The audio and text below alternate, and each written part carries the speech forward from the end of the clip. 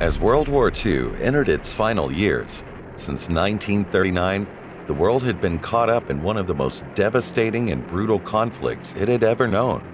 But by late 1943 and into 1944, the tide in Europe had begun to change. Pockets of resistance began forming in France. Danger was a constant, and many executed if captured. From out of their hiding places underground and burned out buildings, the French resistance, both men and women, would infiltrate the German high command, befriend the troops on the ground, and radio back the intel received, including German troop movements and locations of weapon stockpiles.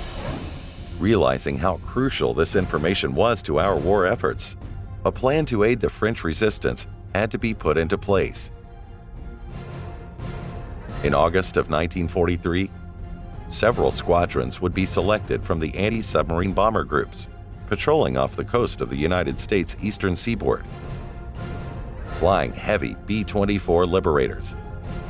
These hand-picked pilots and crews deployed overseas to England and worked together with England's Royal Air Force to give aid to the French resistance and compose one of the most important and dangerous air missions of World War II, eventually becoming known by the codename Operation Carpetbagger.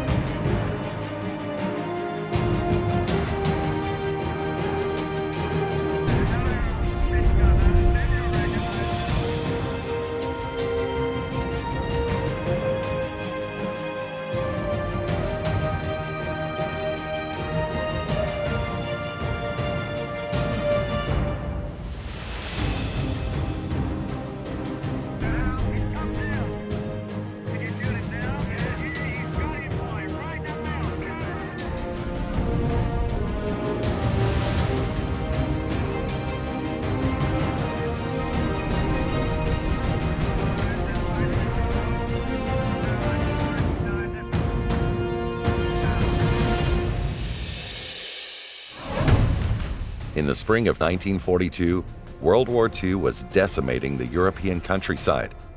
However, the eastern coastline of the United States had been on high alert after several sightings and attacks on Allied shipping by the deadly German submarine known as the U-boat.